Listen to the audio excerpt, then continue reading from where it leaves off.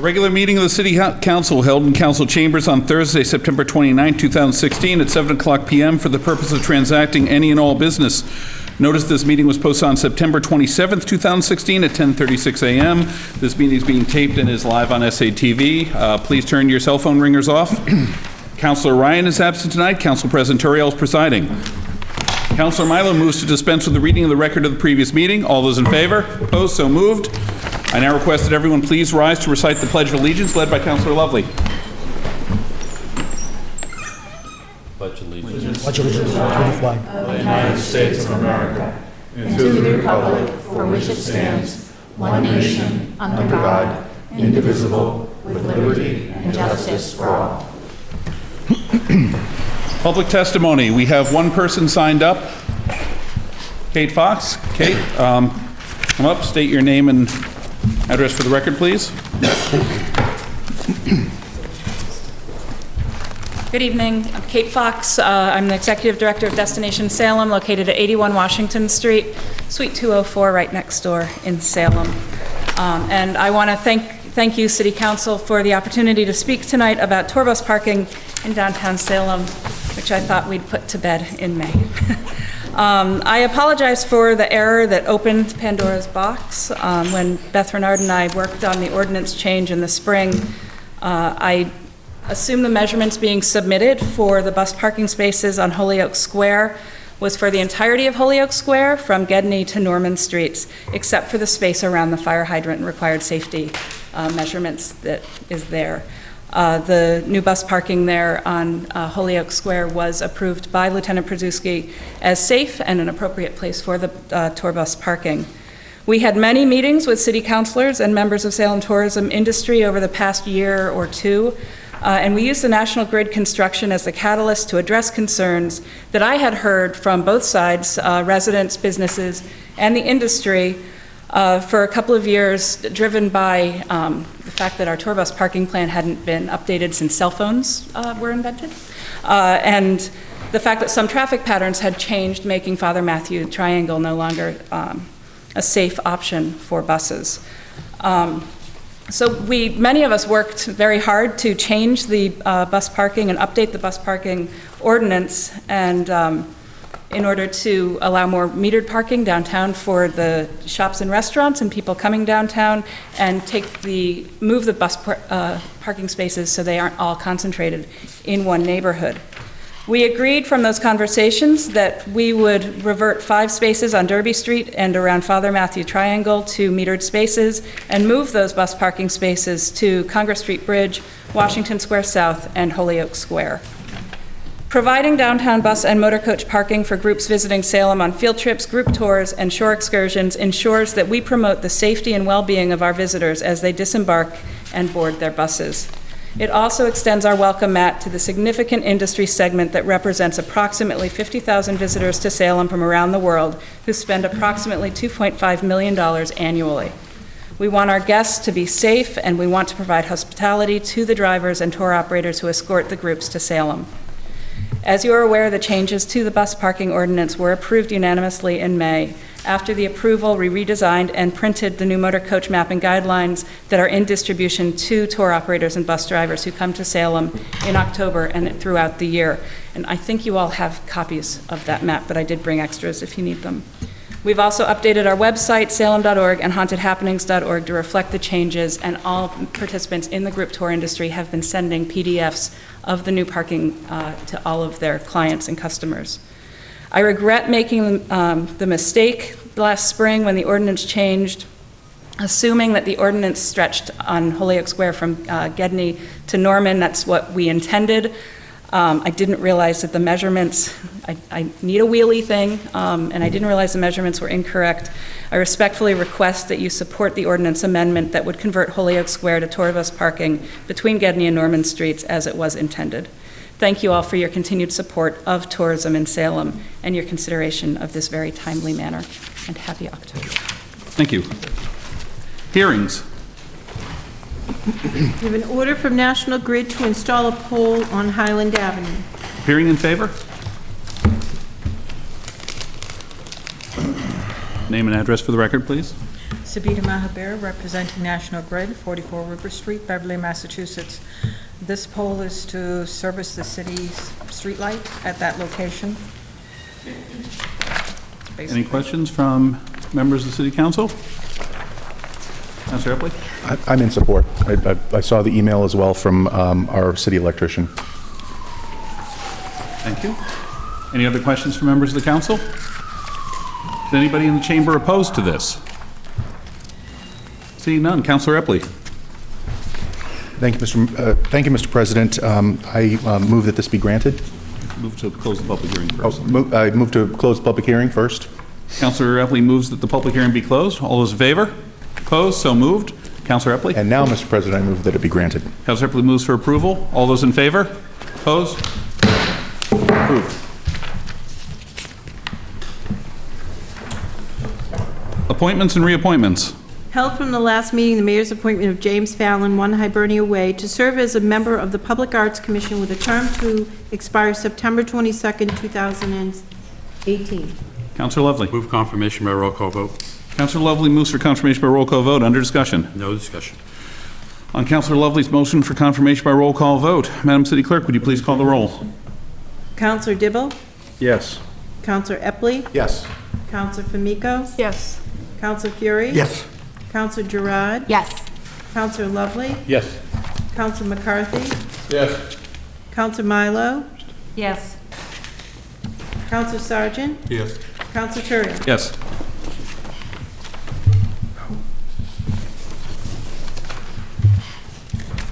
On the matter of the appointment of James Fallon to the Public Arts Commission, 10 councilors present, 10 councilors voting, all in the affirmative, none in the negative. Matter carries.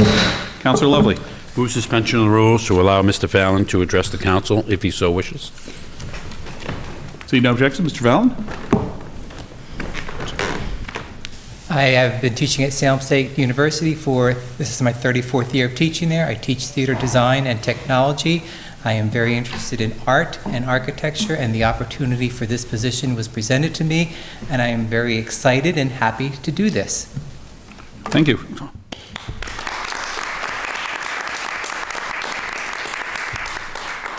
Further appointments and reappointments. Held from the last meeting, the mayor's appointment of Gail Kubik, 48 Howard Street, to serve as a member of the Renewable Energy Task Force with a term to expire September 22nd, 2010. 2010 or 19. 2019? Oh, Councilor Gerard, as we go back in time. Thank you, Mr. President. I move for confirmation by roll call vote.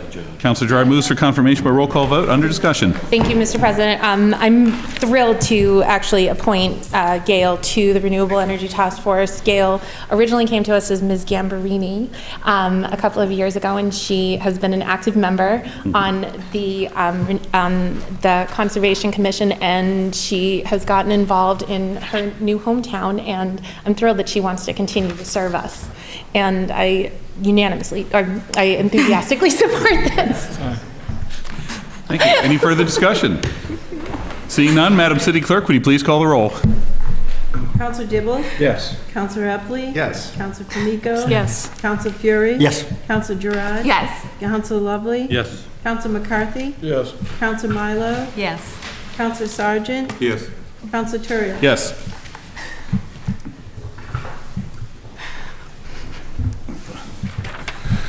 On the matter of the appointment of Gail Kubik to the Renewable Energy Task Force, 10 councilors present, 10 councilors voting, all in the affirmative, none in the negative. The matter carries.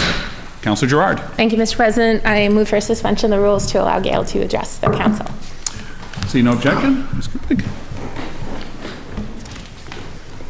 Good evening, councilors. I'm an architect, and I am, as Beth mentioned, I'm currently on the Conservation Commission, but I focus primarily on adaptive resilient solutions for coastal communities. So I look forward to joining and collaborating with the Renewable Energy Task Force to bring some of these solutions to Salem. Thank you. Thank you.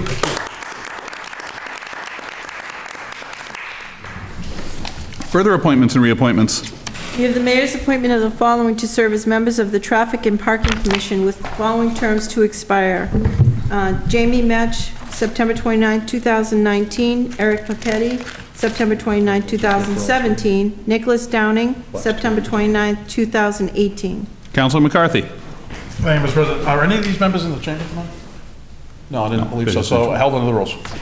Council McCarthy moves to be held under the rules. Objection? Held under the rules. Further appointments and reappointments. We have the mayor's appointment of Manuel Rabbit to serve as a constable with a term to expire September 13, 2017. Council McCarthy. Thank you, Mr. President. I move that it be received and placed on file. Council McCarthy moves to be received and placed on file. Under discussion? No discussion. No discussion. All those in favor? Opposed? So moved. Further appointments and reappointments. We have the mayor's reappointment of Michael Paniton to serve as a constable with a term to expire August 20th, 2019. Council McCarthy. Thank you, Mr. President. I move that this be received and placed on file. Council McCarthy moves to be received and placed on file. Under discussion? No discussion. Seeing none. All those in favor? Opposed? So moved. Communications from the mayor? None. Mayor's informational page? None. Motions, orders, and resolutions. Councilor Dibble. Thank you, Mr. President. City of Salem, in the year 2016, an ordinance to amend an ordinance relative to traffic. Be it ordained by the City Council of the City of Salem as follows. Section 1, Chapter 42, Section 75, resident parking zones. Fairview Avenue, Zone B, color red. Both sides in its entirety, resident sticker parking, 8 a.m. to 8 p.m., Monday through Friday, resident sticker parking. Section 2, this ordinance shall take effect as provided by City Charter.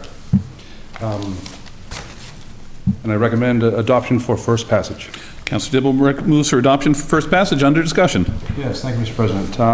This is an odd one for me because on this one street, no parking has been allowed on either side since the early 1960s. And I think it predates any resident only that we ever had in Salem. The neighbors have asked that they be allowed to park in front of their own homes. But they, again, being right near North Campus, they didn't want to be inundated with students and staff and other people blocking driveways like every other street in that whole area is happening. So it's a compromise. 100% of the houses signed, the residents of 100% of the houses signed a petition.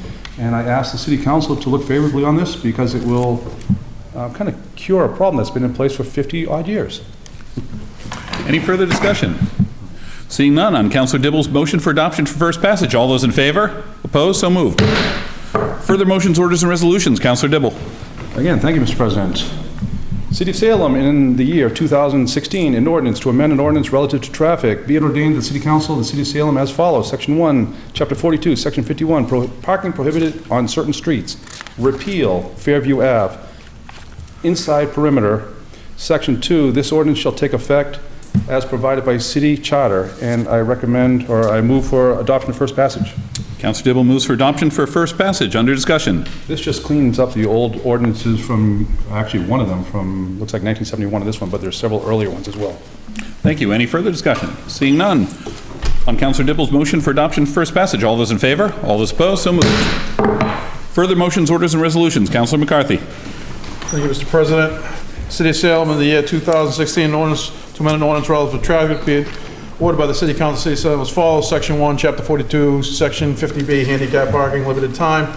Beckett Street in front of number 18, Beckett for a distance of 20 feet, handicap parking, only tow zone. Section 2, this ordinance shall take effect as provided by City Charter. And Councilor McCarthy moves for adoption first passage. Under discussion. Thank you, Mr. President.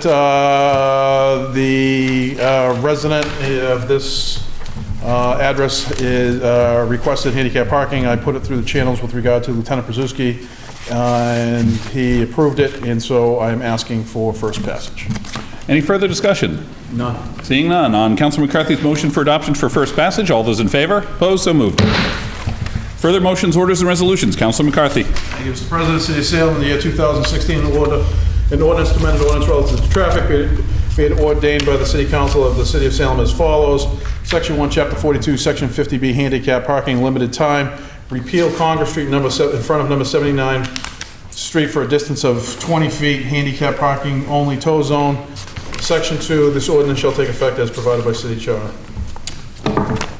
Councilor McCarthy moves for adoption first passage. Under discussion. Thank you, Mr. President. This body approved this space a little while back, and in the process of putting the spot in, it didn't fit where it was intended to go. And because of crosswalks and various things, the distance, Lieutenant Brzezinski felt it couldn't fit where it was allotted. And so they slid it down the street. In doing so, they put it in front of a business, which impeded one of the 2 or 3 spots in front of the business to be handicap parking. After discussion with the individual who had the zone, because the intent was to move it back or someplace else to accommodate, as it turns out, the individual who had requested the handicap parking spot was able to, within her building and the parking within her building, park on site, and so she finds that she doesn't need it at this time. So in order to leave the handicap spot in front of the business, Lieutenant Krasuski asked if it would be okay to repeal it, and she agreed, so we are going to repeal the zone. Thank you. On any further discussion? None. On Councilor McCarthy's motion for adoption for first passage, all those in favor? Opposed? So moved. Further motions, orders, and resolutions. Councilor Dibble. Thank you, Mr. President. City of Salem in the year 2016, different paperwork. An ordinance to amend an ordinance relative to the Salem zoning map. Be it ordained by the City Council of the City of Salem as follows. Section 1. The City of Salem zoning map shall be amended by adding Paradise Road in its entirety as a designated corridor with the entrance corridor overlay district. Section 11. This ordinance shall take effect as proposed by City Charter. And I recommend, I move for adoption of first passage tonight. So it's to refer to the planning board. I'm sorry. I apologize. No problem. I'd like to change that. I move to refer to the planning board to schedule a joint public hearing with the City Council. Councilor Dibble moves to refer to the planning board to schedule a joint public hearing with the City Council. Under discussion? Yes, this one's a little embarrassing for me because some 30 years ago, I'm the one who drew the lines on the zoning map as an intern out of Salem State University, Salem State College at the time. And I'm surprised, but nobody caught it. I drew the line on Route 1A down to Venice Square, and I went past Fantasy Island, continued down Loring Avenue, and never did that one block section of Paradise Avenue, which is actually Route 1A, by Staples and the Global Gas Station and Vesuvius Pizza. And it was never corrected. But I was young back then when I made this mistake. I'm trying to correct it now. I think it'll go a long way to help with making, over a long period of time, as these tend to do, it'll help make that whole block section look a lot better with signage and trees and other things as properties change, etc. On Councilor Dibble's motion to refer to the planning board, schedule a joint public hearing of the City Council. All those in favor? Opposed? So moved. Further motions, orders, and resolutions. Councilor Famico. Thank you, Mr. President. City of Salem in the year 2016, an ordinance to amend an ordinance relative to tour bus parking and parking meters. Be it ordained by the City Council of the City of Salem as follows. Section 1, Section 11, bus stops of Chapter 42 of the Traffic Code is hereby amended by deleting Holyoke Square bus stops on the easterly side in a northerly direction, beginning 20 feet from Gedney Street and extending 80 feet. Tour bus parking 2-hour limit. And replacing it with Holyoke Square bus stops on the easterly side in a northerly direction, beginning 20 feet from Gedney Street and extending 160 feet. Tour bus parking 2-hour limit. And move for... I actually first, before amend, I'd like to move for an amendment for this. I'd like to add to the end, extending 160 feet, and then add in parentheses, excluding 10 feet on either side of the fire hydrant. If I could add an amendment for that. Would anybody like to? Councilor Epley? Councilor Epley seconds that. So we'll vote on her amendment to the, we'll vote for amendment on that first. Under discussion, you want to explain the... Yeah, so as mentioned earlier during the public testimony, back in May when we were passing this original changes to the motor coach, the intention was to have that full stretch. We made a mistake in the language for that, and the way the language is it's so tight there that if some buses were going to park safely and properly, and that's for bicyclists, pedestrians, and other vehicles, it just really doesn't cut it. So this is to fix the mistake on that and also just what we've already put out there for everyone.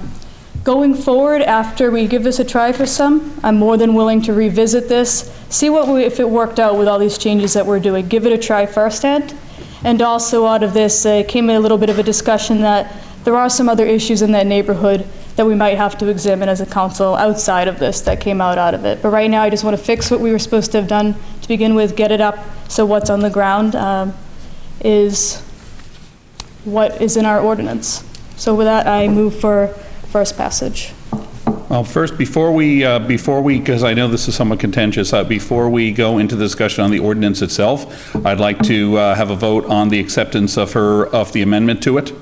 And then we can just, rather than fighting twice, we can fight once. So on the amendment to on Councilor Famico's amendment to change the number to, was it 175 feet? No, sorry. Mr. President, it's To just add to the add buffer. parentheses at the end, excluding 10 feet on either Excluding side 10 of the feet fire on either hydrant. side. As state law is, you can't park within 10 feet. So it's 160 feet, 10-foot break, and 10-foot break. So there's a 20-foot gap in between due to state law. So on Councilor Famico's motion to amend this, all those in favor? Opposed? So moved. Now on the ordinance overall, under discussion. Councilor Sargent. Thank you, Mr. President. This came before us in May, and it was changing a lot of things downtown, and I apologize for not catching Holyoke Square. I went back and I checked the meeting, and I sat right here, and I listened to Kate Fox say Holyoke Square with all the other things going on. I missed it. Because I know I've talked to people at the hair salon over and over again about parking issues down there. I know that they have parking issues, and I would have at least asked for that part of it to go to committee. That being said, it was passed, and I got a call Saturday about the stripes going in, and I had to do some research and find out that we did pass it, and eat crow and tell them that. And I told them that we approved 80 feet, and can you live with that 80 feet until we have a chance to look at it after the tourist season? It wouldn't be fair to change it with all the buses coming in and things marked, and I got them to accept that, begrudgingly. And having accepted that, I went down and I did some more research. I measured it. I measured the 80 feet, found out they had marked off 2 spaces of close to 80 feet, 160 feet. I called Councilor Famico and let her know. And I expected that side would be taken away from the bus parking because we hadn't approved it. I just wanted to follow the city ordinance as we approved. And now, instead of changing it to what we approved, we're being asked to approve double of it. Now, the businesses in that area have lost 3 to 4 spaces, and they accepted that. Now they're being asked to lose 3 or 4 more spaces. And across the street from that, don't forget, there's spaces that are guaranteed by the old Holyoke building by agreement. The ones I tried to get removed with that TIF for that building and get them back with us. So there's no parking on Holyoke Square. So with that being said, all I'm asking is that we have the ordinance as accepted. I've measured it with councilors, and any other councilor wants to go with me and measure it. The 80 feet fits. With 10 feet from the fire hydrant, 10 feet on the other side of the fire hydrant makes it 20. I Googled average bus, 36.5 feet. Some might be 40 feet. At the end of the space, the tires hit the curb. Some of the bus overhangs. At the beginning, it's a unique and a good situation with that space because normally a bus pulling in would have to parallel park with a car parked in front of it. This is a better situation than most bus spaces because they have 20 feet, the length of a car parking spot, to be able to parallel park in because you can't park where the fire hydrant is. So it's probably better than most spaces, and unless you get a large bus, you can fit 2 buses in there. Just like unless you get a limousine, you can fit a car into a parking space. If a limousine comes along, it's going to take up 2 parking spaces. That's something we can't switch all the way around the city. So all I'm asking is, and the other thing is, we haven't tried this ordinance yet. We haven't tried it for 1 day. We changed the city ordinance in May 12th, and then I believe May 26th, and we haven't tried the ordinance for 1 day to see if it works. Can't we at least try it before we go and changing it again? And the other thing is, in our haste to help Destination Salem and fix all kinds of things downtown that were well worth fixing, especially around St. Mary's Immaculate Conception, where I've been in the mass and heard buses idling outside. Determination to fix that, I feel like we missed this. One little part of it, we missed up on this. But again, I'm willing to accept the 2 bus space, the 80-foot long for 2 bus spaces as the ordinance reads.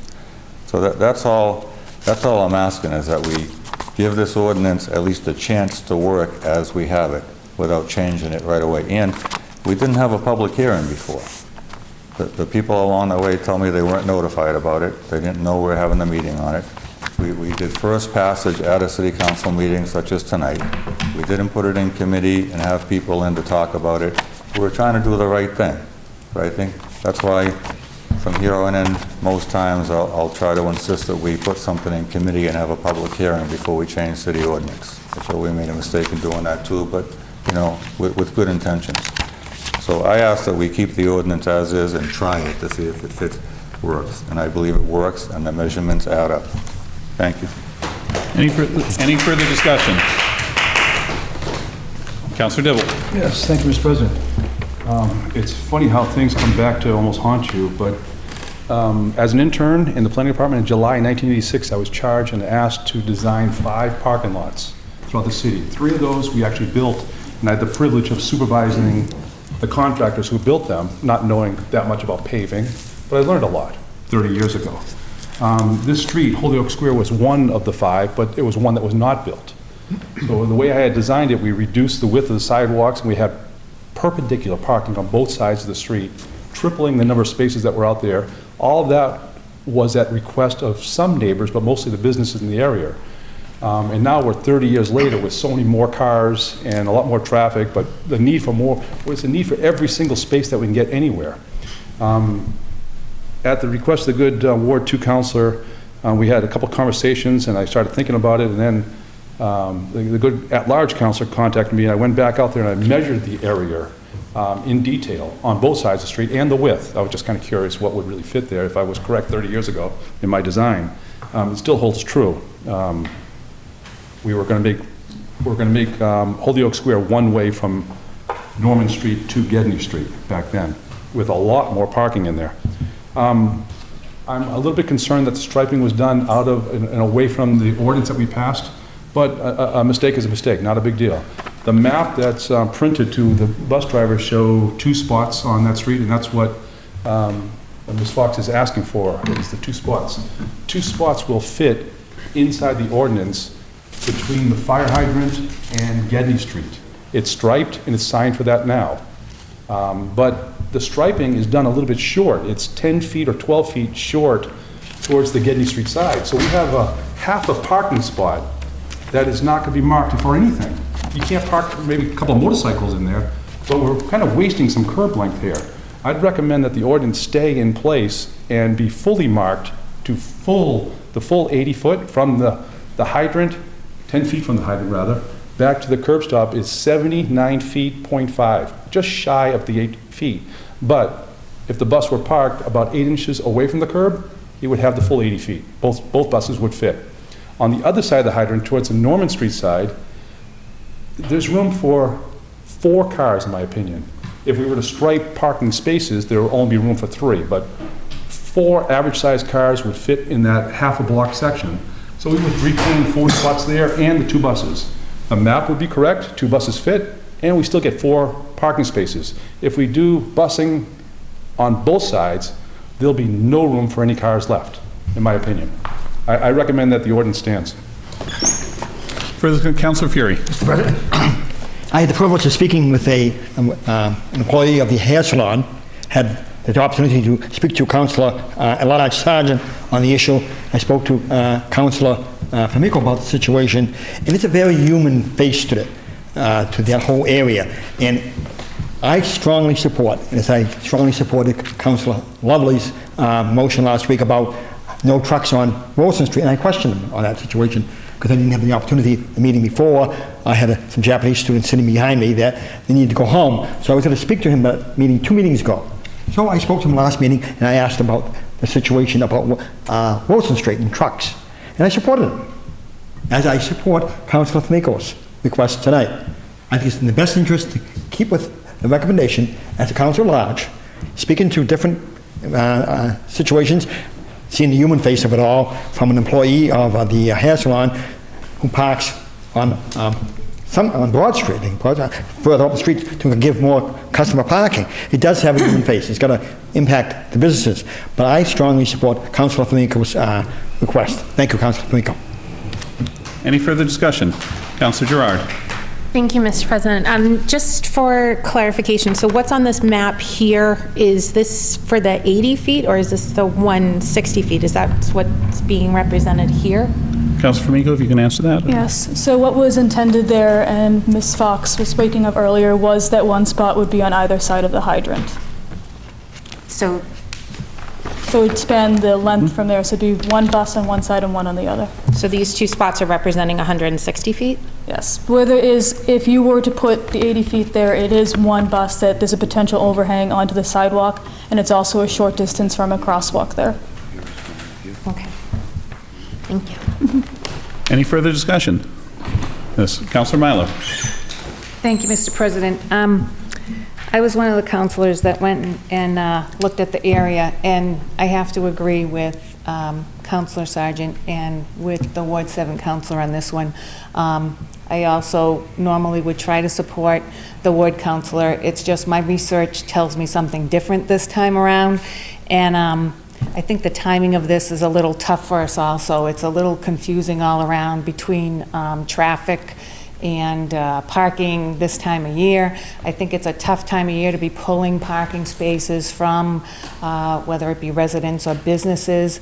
I would actually be in favor of taking the Ward 2 councilor's motion and putting it in committee and having the discussion after the season and take another look at it and see if in fact maybe we do want to have, you know, 4 buses there or 3 bus parking or whatever it fits in the end, or, you know, find another option for residents. But that would be my recommendation at this point, is to put, and my request actually, so I guess I'm going to make a motion to put this in committee and have a discussion after the season. All right, well, the motion, the initial motion, the motion has just been made, which at the moment supersedes the motion to approve, which is to put this into committee. Seconded by Councilor Sargent. Any discussion on the motion to put this in committee? Roll call vote. Okay, Councilor Flamingo has asked for a roll call vote. Can I have a show of hands, please? Hold on, before we do that. Okay. Councilor McCarthy. Under discussion. Thank you, Mr. President. This was brought to my attention on Saturday. I received 2 phone calls, one from each of the good at-large counselor and the ward counselor on this, and in that time, I've gone down to that site twice by myself. I didn't take out a tape measure, other than I stepped it out, and it was evident to me that one space was just under 80 feet. I don't know, I said, someone asked me, I said somewhere between 75 and 80, but it's not 80. I can tell. Each one of those concrete cutouts are approximately 5 feet, so one was like 75 plus and one was like 60 plus. And as I said to both counselors at some time or another, after we've had multiple discussions over this over the course of time, to me, it goes back to the intent is, as long as there's two bus spots there, as we agreed to, that's fine. And with that, I'm also going to go to what came to us today from Lieutenant Pazewski. His recommendation is to leave it as it's drawn and deal with it after October, because the DPS already put the markings down. Let's change the ordinance to reflect what's on the ground and then deal with it after. So, I mean, I respect all the opinions on this. I respect everyone. But the fact of the matter is, at some point along the way, something got missed. Someone didn't actually estimate where the fire hydrant was placed proper, or where the exact placement was. We're arguing about inches here. My concern about the buses is safety. In Lieutenant Pazewski's correspondence, he clearly laid out, he does not want a combination of, because at some point during the course of the week that's been transpired about this, it was make a bus on either side of the hydrant and then put a parking space in behind it, so we could pick up a couple spaces. He is not in favor of combining buses and cars because of the logistics and the safety. So as much as I agree with everything that's been said, this is a difficult situation, I'm going to go with the police recommendation. This is the last recommendation I have from Lieutenant Pazewski, is to leave it on the ground as is and support the amendment and then deal with it after. So that's the way I'm going to look at it. Councilor Fury? Yes, but Mr. President, we have this in front of us, all of us, about bus route. We have a front page article in the Salem Evening News, a great article about haunted happenings. They will come. Buses will come. Residents will use it. And all this is about. To change anything now would be a serious mistake. I think we should go ahead, not put it in committee, to allow this to take place. And we have a front page article. We have this. Kate Fox recommending it. Sincerely, haunted happenings is such a major economic engine to the city of Salem. To throw some situation into it in the last minute for bus drivers coming from all around the country, all around the region, have this route, have this in their package, saying, we're going to go here. And to say no, all of a sudden, I think it's a mistake on our part. Thank you. Councilor Epley, and then we'd like to vote on the motion to put it in committee. Yep. Thank you, Mr. President. A lot of my thunder's already been stolen by the good at-large counselor as well as the Ward 1 counselor. So I'll just reiterate that that's exactly my position as well. The paint's already dry.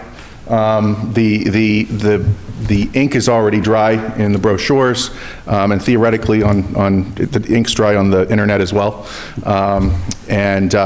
I'm absolutely in favor of this coming back before our body, whether it's later this year after the Halloween season is over, later this year or the beginning of next. I'm fine with that because I agree with my at-large colleague that there are some concerns here, but it's at this point it's too little, too late.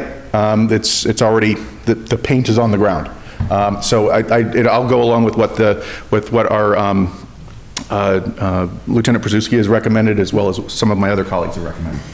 Councilor Lovely? I'd like to make the comment that it's unfortunate that a public hearing wasn't held or more information weren't given to the neighbors who will be affected, business as well as residential, on all these changes. So I think that if we had a public hearing, we'd be here and we would see that Destination Salem and some parties would like to have the entire spot for bus parking, where the businesses and residents would like to have it remain as it is, with parking for the neighborhood for the businesses residents. So we probably would split the difference. We would say, all right, let's try it. Let's try halfway. Let's give the buses half. Let's give the residents half and see how it works out. To now, I mean, I didn't pay a lot of attention, not my ward. Certainly, I would like to think that if it was Ward 3 as it was at one time, I would have consulted with the neighbors and the businesses and find out how they felt. That didn't take place. I know I didn't have an overriding concern. I did hear that it was Holyoke Square, but I understood it was only going to be half. There was going to be 80 feet, so I didn't raise a concern. I would have been concerned if the entire, I don't think the buses belong in a downtown area where businesses and residents are trying to have parking, but I think that if we took a look at it, had a public hearing, heard both sides, would say, let's split the difference and save half for the residents and the businesses, and let's try the bus. There's no other place downtown that I'm aware of that has buses in the immediate downtown. Most of these are outside. They're not directly downtown, at least in this area of downtown. But I just think we should be fair to both sides, and I will support sending it to committee and leaving the ordinance as it is. Councilor Sargent, briefly, please. I'll be briefly because I already spoke. And what we amount to is councils are correct. We need to get 2 spaces, and I believe we can. The measurements are there. And I tell you what, it's just a bad day for us when a bad paint job becomes a city ordinance. Somebody comes along, paints in the wrong spot, and now we change city ordinance to match that. Is that really the way we want to do our government? If I had been there that morning, for instance, and the people were painting, and I had the ordinance, and I said, hey, you can't paint over there because that's not what the ordinance says, and they stopped, we would have been okay. But because they already painted, we have to change the ordinance. And even after I notified people that the paint job was wrong, 2 days later, the sign still went up on that spot. That's not the right spot. And I'll tell you this will be the telltale sign. Councilor Dibble is very good at measuring, measures playgrounds, everything else all over the place. And I trust my measurement, and I trust his, as well as Councilor Milo's. And I tell you what, and I ask the people in the neighborhood to get a picture, because you're going to come there, and I guarantee you're going to see 2 buses parked in the part the ordinance says, on one side of the fire hydrant. And on the other side, you'll probably see one day two school buses, because they're shorter. So there is a days during Halloween where you're going to come there and you're going to see 2 tour buses on one side of the fire hydrant, and they're going to make it work, because it works to their advantage to make it work, because they can get a parking space. And you'll see 2 school buses parked on the other side. Another day you're going to come and see 2 tour buses on one side of the fire hydrant, and you're going to see one of those large mega tour buses on the other side. And I understand the large bus won't fit with another bus on the other side. But you're going to come and see 2, 3, or 4 buses parked there on some days. And that's, so we'll have given them 4 spaces instead of 2. They'll make 2 work, and they'll make it work on one side of that fire hydrant because they need to make it work, just as you make it work when you need a parking space somewhere. So, thank you. Councilor, is this on the motion to refer to committee or on the Yes, it's ordinance to- as a whole, Councilor Dibble? Discussion? On the motion to refer to committee? The same thing that we're discussing here, Mr. Chair. No. I'd like to hold the vote on the roll call vote that's been requested on whether to refer to committee, and then we'll entertain further discussion at that point. So. No, I'd like to speak if I may, Mr. Chair. We'll speak after this vote. After this vote, we'll be able to continue discussion, but for now, Madam City Clerk, will you please call the roll? A yes vote is to refer this committee, and no vote is to act on it in whatever form tonight. Counselor Dibble? Yes. Counselor Epley? No. Counselor Famico? No. Counselor Fury? No. Counselor Gerard? No. Counselor Lovely? Yes. Counselor McCarthy? No. Counselor Milo? Yes. Counselor Sargent? Yes. Counselor Terrio? No.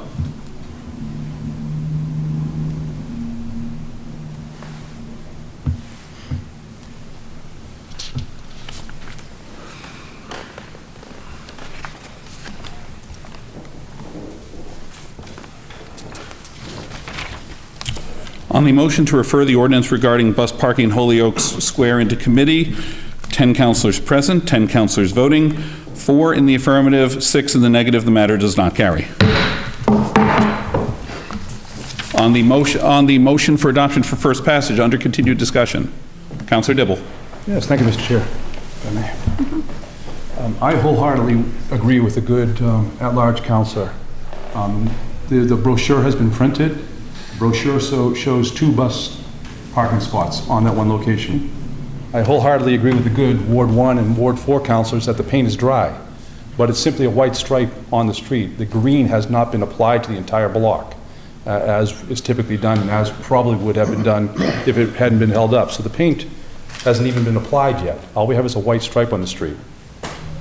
2 buses fit in the location by the existing ordinance to the south side of the fire hydrant, and 4 cars fit to the north side towards Norman Street. I think it's a good compromise for the neighbors, the business neighbors, to retain 4 parking spots there. If we act on this measure as proposed, we wind up having some wasted space, and we lose all parking on that entire street. And we wind up having 4 bus spots instead of 2. We promised 2, we printed 2, and I think we should continue with our promise of 2 because it fits. But we can also save 4 parking spots. We need the parking in Salem. Let's retain it. So let's keep the ordinance in place as written. It works. As long as it's painted correctly, we can have 2 buses and 4 cars parked there. If we change it, there'll be no cars and 4 buses. Councilor Fury? Yes, please. Councilor Terrio. Thank you, Mr. President. I too have been by the site multiple times in the last couple of days, and I've gone and taken a look at what's been parked there at the time, and I've also looked at what the overall effect of this ordinance has been since it was put in place and the new map was generated. We have removed, at this point, I believe it's 6 tour buses from the core downtown, from Derby Street and environs, and move them out farther into the perimeter to try and not congest the downtown as much, free up some regular curb parking, and generally make the flow of traffic and people work better out in the downtown, which is where everybody ultimately is headed. In order to do that, we've moved some of these buses out to the periphery. We've moved some down Congress Street. We moved a couple out to Holyoke Square. We've put a couple out by the side of the Common. And we've moved a couple of our drop-off and pickup zones. So as we go with this, we have freed up parking in the downtown. We've taken some away out on the outskirts. The net is about the same altogether. In the Holyoke Square neighborhood, and I know Holyoke Square block fairly well, having worked at the insurance company for 5 years myself, that parking area is right now typically can hold about from 6 to 7 cars, depending on how you pack them in and the size of the cars. It's had various restrictions on it in the past. At the moment, it was turned into uncontrolled parking. People have just been parking there. I came by yesterday, and because the bus spaces were being enforced by police, there were 3 vehicles there. 3 vehicles had all gotten tickets. I went by there late this morning. There were 3 vehicles parked there at that point. 1 had a ticket. The other 2 had 2 tickets each because they'd been left there overnight and into the next day. The spaces to the north side of it were occupied by 3 cars each time I went by. So there were 6 cars parked there altogether, and no buses at all. In looking at this, trying to deal with finding places to put buses, there's no comfortable way to do it. There's no real easy answer to do it. And looking at that neighborhood in general, there is a lot of very restricted, very short-term parking in that neighborhood, and I personally think, and I've talked to Councilor Famico about this during the last day extensively, and we're going to have to take a hard look at all the parking in that neighborhood and all the time restrictions that we have in place. But what I initially favored happening, and I asked Lieutenant Przewski if this was possible, was to take a bus space and count it off from 10 feet, starting at 10 feet from each from each side of the fire hydrant, count off the appropriate space to fit 1 bus to each side, and then see if we could use the remaining space for cars. As you saw, because that was brought up by more than one member of the council to the lieutenant, and the lieutenant in his email to all of us said that he does not believe that that is a safe way to mix cars and buses in the same strip. That would have been, to me, an ideal solution, but it's one that our public safety personnel do not support, and I'm willing to back them up on that. I think the whole thing should be something that we look at after the season, but at this point, as as my Ward 4 colleague said, we've printed the maps, we've printed the maps, we've notified all the tour directors. We have a period coming up where we're going to be, swamped by visitors, and this is a neighborhood that fortunately doesn't bear the worst brunt of our October parking crisis, but all the city burdens from it to some degree or another. But I think what we have to do is move forward with this as it was originally intended, which was it was intended to turn that block into a bus parking zone. And after we get through the month of October, I think this body needs to sit down, take a look at the overall plan, and especially, and the Ward 2 councilor will have to take the lead in this, to go and work with the businesses there, find out what is appropriate for parking along Gedney Street, especially where we have a mix of half-hour zones, 15-minute zones, 15-minute curbside, and all the like, and come up with a solution that makes things ultimately better for all those businesses, because that's going to be our main concern going forward. But for now, I believe we need to move forward with this and put this on the ground.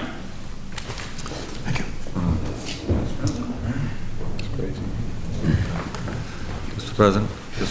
Councilor Sargent. Thank you. With all due respect, and not trying to be a wise guy, we probably have to do a little bit of math education also, because somebody asked for 80 feet. I can see somebody asking for 80 feet and they missed it by 5 feet and they wanted 85-90. But they asked for 80 feet and now we find out they needed 150 to 160 feet. That's off by a lot. Now, the other thing I forgot to bring up is safety. There's no entrances on that side of the street to any building. It's just a wall. It's a no man's land. You park buses along the side of the street, and walking from Gedney Street to Norman Street, you're walking down an alleyway, especially if there's 2, 3, or 4 buses the whole length of the street. Now, I think Councilor Milo would back me up as we were doing our measuring. There was God bless his soul, there was a man sleeping on the sidewalk there. The Crombie Street shelter is just down the street. And the walk they take is down High Street Court, down Holyoke Square to go to the convenience store and back. I know the neighborhood well. And so we're gonna leave people with buses parked, doors closed, basically walking down an alleyway. Children in the neighborhood also that want to go to the convenience store. And I think it's going to be a safety factor. And that's one of the things I was thinking of tonight as we were measuring. And I'm sorry I didn't bring it up earlier, but thank you. Councilor Famico. Mr. President, move the question.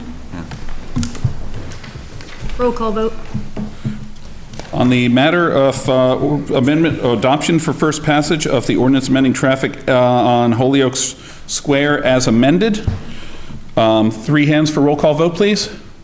Thank you. Madam City Clerk, will you please call the roll?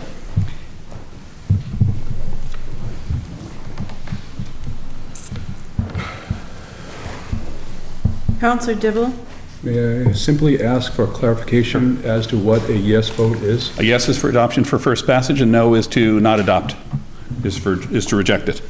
And the rejection is to keep it as is, I guess. Rejection would keep it as is now. Okay. Again, I apologize, I'm a little confused. The yes vote is to keep it as is? Yes vote is for adoption for first passage, and no vote is to reject. As amended. As amended, correct. Yes vote makes the whole side of the street bus parking. A no vote keeps the ordinance in place. No keeps it the way it is. A no keeps it the way No it is. keeps it as is, a yes adopts it as amended. Thank you. Absolutely no. Counselor Epley? Yes. Counselor Famico? Yes. Counselor Fury? Yes. Counselor Gerard? Yes. Counselor Lovely? No. Counselor McCarthy? Yes. Counselor Milo? No. Counselor Sargent? No.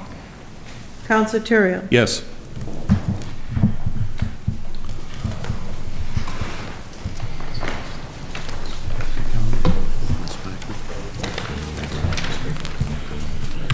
On the matter of adoption for first passage as amended of the ordinance amending traffic for Holyoke Square, 10 councilors present, 10 voting, 6 in the affirmative, 4 in the negative. The matter carries. I move for Councilor immediate Famico. reconsideration in hopes that it does not prevail. Councilor Famico moves for immediate reconsideration in the hopes it does not prevail. All those in favor? Opposed? Opposed. Motion does not carry. Mr. President, may I ask a question, please? Sure. With that being done, what are we going to do about it until second passage? So technically, a bus can park in half of it by ordinance until second passage. Until second But passage, on that the is other the case. side, a bus can't park there and a car can't park there. A bus can, there's room for a bus in the southern of the 2 spaces, but, right now, but until we adopt for second passage, that's, the front, the upper spaces aren't reserved. So Councilor McCarthy? it's illegal for a car to park there, but it's marked for a bus and signed for a bus, so people are going to be afraid to park there. So we're going to lose 3 or 4 spaces for a couple of weeks anyways. Councilor Famico? Thank you. For the one closest to Norman, I can ask the signage to come down for that. But as mentioned earlier, people have been parking in both spots since the signage has gone up either way. So we can get the signage taken down. I can message the director tomorrow morning to have that taken down for them. We'll see what we can do about it in the meanwhile. All right. Further motions, orders, and resolutions. Councilor Fury? Please. Should I make the motion to make it? Councilor Turiel. Thank you, Mr. President. City of Salem, year 2016, ordinance to amend ordinances relative to traffic be it ordained by the City Council of the City of Salem as follows. Section 1, Chapter 42, Section 57A, parking time limited, unmetered zones of Chapter 42 of the Traffic Code is hereby amended by inserting the following new parking prohibitions within this section. And if anybody would like me to read them, I will. Otherwise, would you like to waive the reading? Waive the reading. Thank you. And Section 2, further amend Section 57A by deleting the following. And again, I'd ask for a waive of the reading. Waive the reading. And I will now explain it.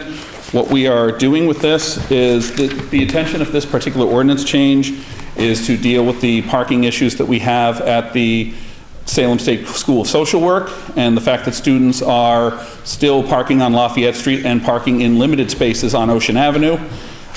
So I worked with the businesses there, the Andrew Michael Salon and the Coach House Inn, and worked with some of the neighbors to try and come up with a plan that would hopefully divert these students away and encourage them to park as they are in fact supposed to in the O'Keefe Center lot. What we are doing is taking the stretch of Lafayette Street from Ocean Avenue to the end of the Baptist Church southbound and turning that into 2-hour parking from 8 a.m. to 6 p.m. Monday through Friday. We're changing the parking in front of Andrew Michael's that was Tuesday to Saturday parking, and turn that 2-hour parking, and turn that into also Monday to Friday 2-hour parking on the same timetable. And then we're taking the parking in front of the Coach House Inn, which is resident parking, but has not traditionally been enforced, and now is being enforced. And we're going to take that and we're going to add a provision that allows 2-hour business parking or resident parking in front of the Coach House Inn, with that starting at 9 o'clock and going to 6 o'clock Monday to Friday. The idea behind this is that there are a couple of people who live in the Coach House Inn. They rent an apartment there on the ground floor, and this will allow them, they're already eligible for resident stickers as residents there. This will allow them to park there without a problem, and now that they know that they can get resident stickers, because they weren't aware of that previously. So they'll be able to park there, and guests of the Coach House Inn will, if necessary, also be able to park there. The reason for the later start time at the Coach House Inn side is because they leave, their checkout time is 11 a.m. And so by doing this at 9, that gives them a 2-hour buffer zone so that they can get their cars packed and check out and leave at 11 and still be within the ordinance. And it should still discourage Salem State students from taking up that space.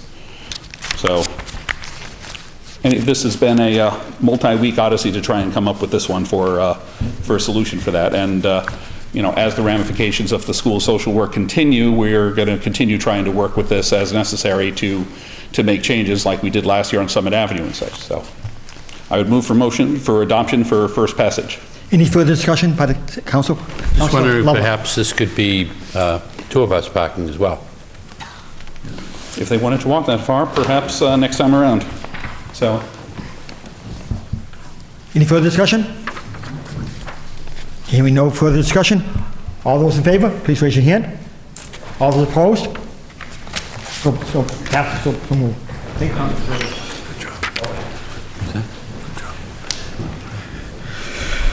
I wonder if the neighbors know.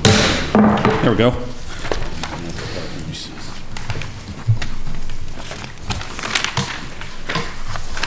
All right, further motions, orders, and resolutions. Councilor Epley. Thank you, Mr. President. City of Salem and City Council ordered that the following recommendations submitted by the City Clerk to the Early Voting Task Force be adopted by the full council pending the approval of the remote sites by the Board of Registrars per Mass General Laws. And I move for waiver of the remainder of the order. Waive the reading. So moved. And I move for adoption. Councilor Epley moves for adoption. Under discussion. Thank you, Mr. President. Mr. President, there was an order that I had brought in early on in the year regarding various ballot issues and access to the vote for all of our Salem residents. And part of that discussion centered around the new early voting law that was passed by our legislature a couple of years ago. This is going to be the first year, Mr. President, that we have early voting across the Commonwealth.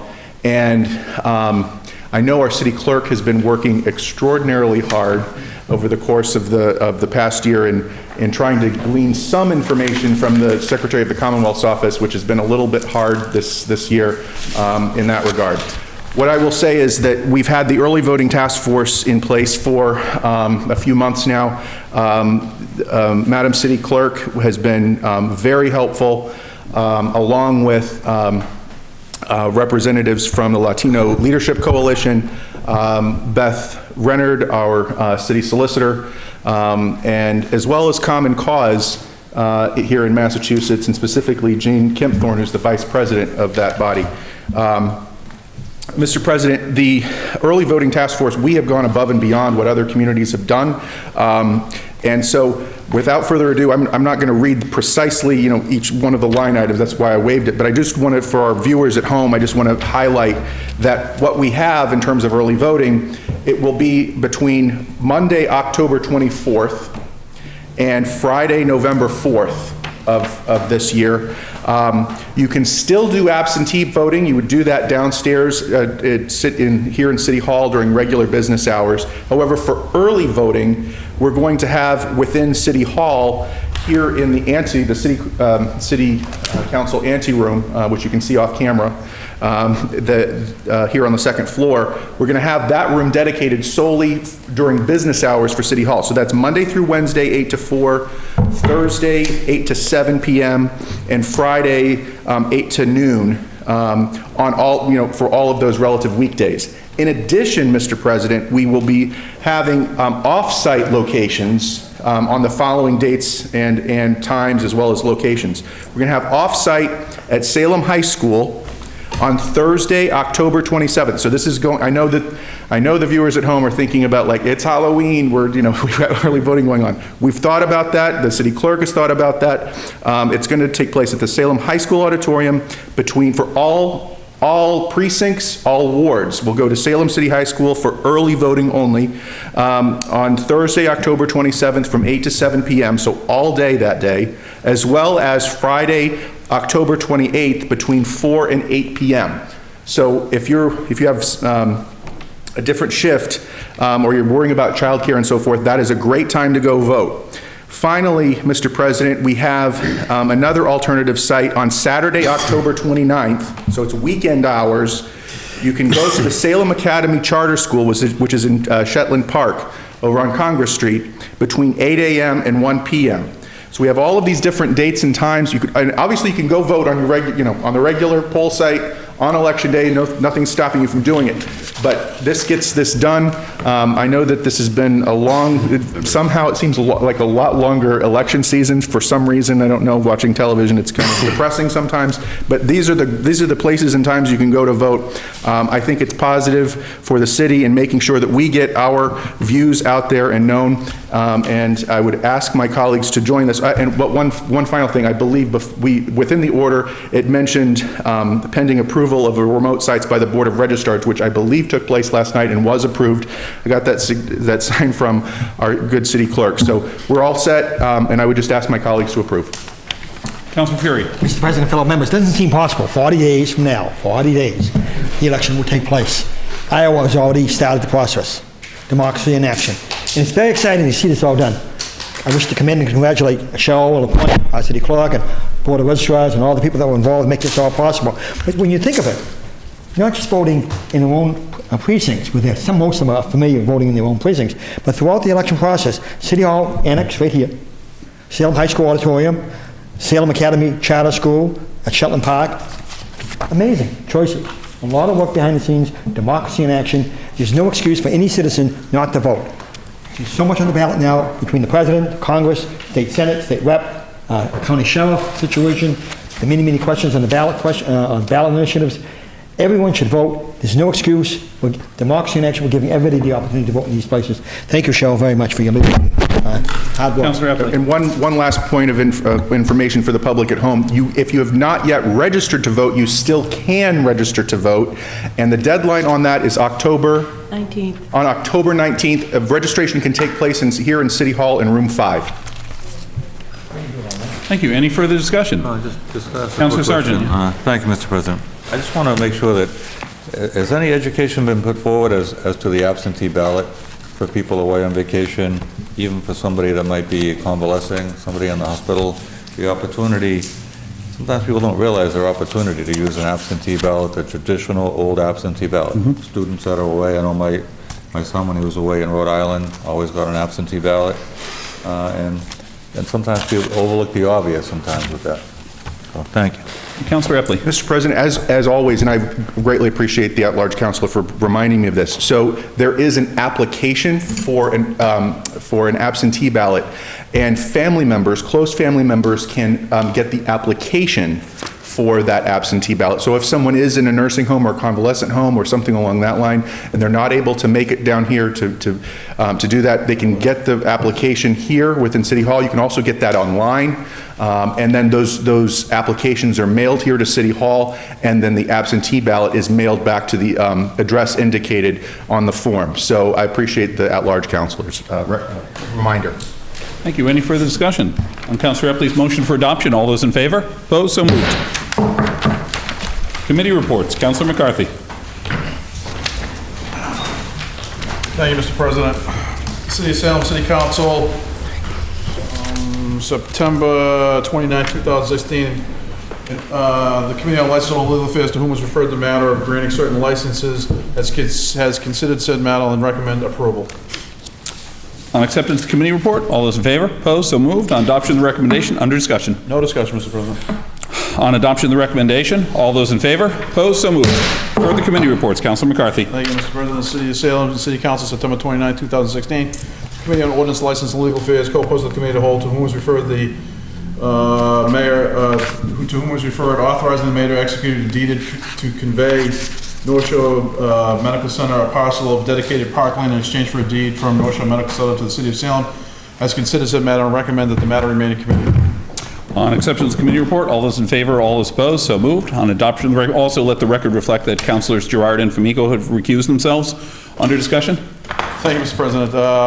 We're just waiting for some language from the attorney representing the North Shore Medical Center to present in front of committee before we move this forward. So that's why we're going to hold that committee. On adoption of the recommendation, all those in favor? Opposed, so moved. Further committee reports. Councilor McCarthy. Thank you, Mr. President. City of Salem, City Council, September 29, 2016. Committee on Ordinance, License, and Legal Affairs, co-host of the Committee of the Whole, to whom was referred the matter of amending an ordinance relative to Chapter 32 Constables, has considered the matter and recommend the matter remain in committee. On acceptance of the committee report, all those in favor, all those opposed, so moved. On adoption of the recommendation, under discussion. Thank you, Mr. President. The committee met relative to this issue. They wanted to do a little more research and wanted to reach out to the existing constables to let them know that there potentially could be a change relative to, in some cases, it's their livelihood, relative to the amount of constables and residency requirements and some other things we're considering. It comes with a lot of recommendations from the police chief to tighten up the language on this. But at this time, the matter will remain in committee. On adoption of the recommendation, all those in favor? Opposed, so moved. Further committee reports. Councilor McCarthy. Thank you. City of Salem, City Council, September 29, 2016. The Committee on Ordinances, License, and Legal Affairs, co-host of the Committee of the Whole, to whom was referred the matter of amending an ordinance relative to Chapter 36 Solid Waste Management, has considered said matter and recommended that the matter remain in committee. On acceptance of the committee report, all those in favor? All those opposed, so moved. On adoption of the recommendation, under discussion. Thank you, Mr. President. The committee met on this matter to change the ordinance relative to the existing trash contract. When we updated the trash contract, the ordinance isn't quite in line with what's in the trash contract, so we want to amend the ordinance so it reflects the contract. There was some questions and a couple recommendations relative to language. The city solicitor is going to bring those back to us, and at what time we have that language, we will meet on the matter and recommend it out to the full council. But for now, the matter is to remain in committee. On adoption of the recommendation, all those in favor? Opposed, so moved. Further committee reports. Councilor McCarthy. Thank you, Mr. President. City of Salem, City Council, September 29, 2016. The Committee on Ordinances, License, and Legal Affairs, to whom was referred the matter of discussing and reviewing an ordinance relative to the operation of electronic personal assisted mobility devices, segways, has considered said matter and recommended this matter remain in committee. On acceptance of the committee report, all those in favor? All those opposed, so moved. On adoption of the recommendation, under discussion. Thank you, Mr. President. We've had, over the last couple months, and even a little longer than that, some incidences with segways being reported in some of the residential neighborhoods as well as around the common. We reached out to the Segway company a couple of different times. They hadn't responded, so we brought an order in to bring them into committee, and then lo and behold, we found out that they had moved. And so they claimed that they hadn't received our correspondences, so the city solicitor and the Ward 2 councilor, who was having issues with the segways on the common, made note of the fact that the segways were in violation of the map of which they agreed to.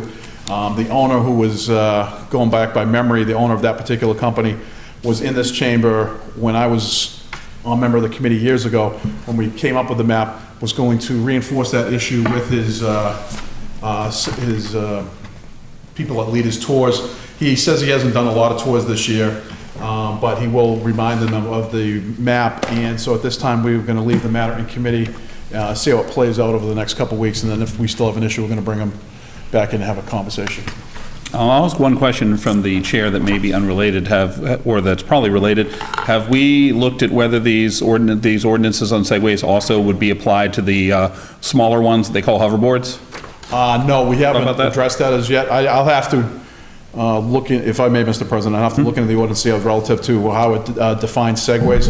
But it's an interesting question, and we will take that up. Thank you. On adoption of the recommendation, all those in favor? Opposed? So moved. Further committee reports. Councilor McCarthy. Thank you, Mr. President. City of Salem, City Council, September 29th, 2016. The Committee on Ordinances, License and Legal Affairs, to whom was referred the matter of the meeting with the Segway companies to discuss various complaints, has considered the matter and recommend the matter remain in committee. On acceptance of the committee report, all those in favor? Opposed? So moved. On adoption of the recommendation, under No discussion. We just, and that was a sister ordinance to the one we just brought in. Thank you. On adoption of the recommendation, all those in favor? Opposed? So moved. Further committee reports. Councilor McCarthy. Thank you, Mr. President. City of Salem, City Council, September 29, 2016. The Committee on Ordinances, License and Legal Affairs, to whom was referred the matter of a trial period for resident sticker parking, Ford Avenue, to be part of the Halloween streets, has considered said matter and recommend approval. On acceptance of the committee report, all those in favor? Opposed? So moved. On adoption of the recommendation, under discussion. Thank you, Mr. President. It seems, I said earlier tonight, we spend a lot of time talking about parking. Parking is definitely a big issue in the city of Salem, and especially gets highlighted during the month of October. For my ward, it's been highlighted over the last couple of months by the construction of the power plant. The power plant has ramped up its construction phase and is almost at the peak of the amount of employees that it has down there. And one of the issues we're having is some of the individuals who work there aren't following some of the guidelines with regards to where they're supposed to be parking. So with the Halloween season coming up, I looked at this with Lieutenant Brzezinski, and there's this one in the following order that are going to expand some of the streets right around the power plant so as to effectively encourage the plant workers to move inside, but also free up some spots on the street, because some of the other issues we're going to be dealing with in the next month is we're going to have 3 cruise ships coming in, at which time the Blaney Street lot will be closed, so we need more spaces for the residents to be able to park. So this one just gets a section of Ford Avenue, which covers the residential part of it, and the next one just will extend Derby Street to go from Webb Street down to Ford Avenue, which is another short residential section which borders the power plant, in an attempt to try to tighten the Halloween zone, so to speak, in combination with the residential zone, relative to parking. I mean, parking, I'm not going to lie to anybody in this room, we all know it, anybody at home, parking is an issue. And I don't think if anyone had an easy answer to it, I would be more than happy to take it. But I don't, everyone I've ever talked to, there's no simple answer. I don't know what the simple answer is. If there was one, I wish we could do it. But for right now, I just have to, at this point, especially with around the power plant and during its final phase of construction, I just have to protect my residents. And so I'm asking for approval. And it has the recommendation of Lieutenant Brzezinski. Thank you. On adoption of the recommendation, all those in favor? Opposed? So moved. Further committee reports. Thank you, Mr. President. City of Salem, City Council, September 29, 2016. The Committee on Ordinances, License and Legal Affairs, to whom was referred the matter of a trial period resident sticker parking, Derby Street to be, actually it says to be part of the Halloween streets, has considered the matter as recommend approval as amended. On acceptance of the committee report, all those in favor? Opposed? So moved. On adoption of the recommendation. Thank you, Mr. President. Actually, it's Derby Street's already, a large section of Derby Street's already included in the Halloween parking from Turner down to Webb. This is to extend it from Webb down to Fort. In addition, in committee, there's one little side street off of Derby Street that if I didn't tell anyone it was there, you wouldn't know it was there. It's called Beckett Avenue. It kind of sneaks out behind where the dry cleaners is a couple residences in there, and when we restrict all of Derby Street, they have no place to park because everything else around them is restricted. So it's, they have no place to go. So at that point, it was brought to my attention. So we had a conversation in the, so we're going to add Beckett Avenue to this order to include, so that will make everything from Turner Street all the way down, all restricted, either residential on the ordinance as residential or Halloween. So that way it tightens up the zone. So that was amended in committee, Councilor? It was amended in committee. On adoption of the recommendation, all those in favor? Opposed? So moved. Communications from city officials. Nope, we got one more. Oh, I missed it, sorry. It's all right. There've been a lot. I've been standing up for a long time. Right?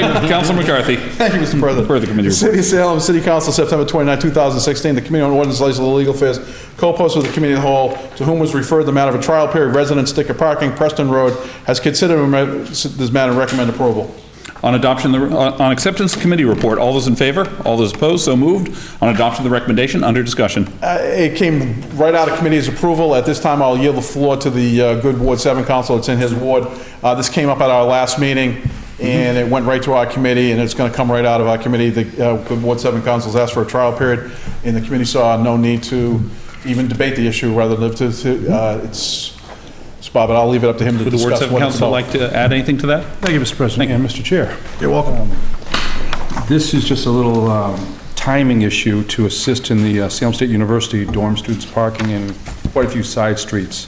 I'm trying to give them some immediate relief, if you would. If you remember last week, we passed first passage. Second passage can't happen until second Thursday of October, so why cause their driveways to be blocked over the next 3 weeks? I encourage you all to support passage tonight, please. On adoption of the recommendation, all those in favor? Opposed? So moved. Communication with city officials. We have a communication from the Salem Planning Board submitting their recommendation for the rezoning of real property situated at 293 Bridge Street, currently zoned as North River Canal Corridor, to be rezoned as B4 Business, Wholesale, and Automotive. Also, the property located at 297 Bridge Street, currently zoned as Residential 2-Family R2, to be rezoned to B4 Business, Wholesale, and Automotive. Councilman McCarthy. Thank you, Mr. President. I move that this matter be referred to the committee of the whole. Councilman McCarthy moves this be referred to the committee of the whole. All those in favor? Opposed? So moved. Petitions. We have a petition from National Grid to install a conduit on Derby Street and Central Street. Hearing ordered October 13th, 2016. Further petitions. We have public guide, vehicle for hire operator only license application. Councilman McCarthy. Thank you, Mr. President. I move that they be granted.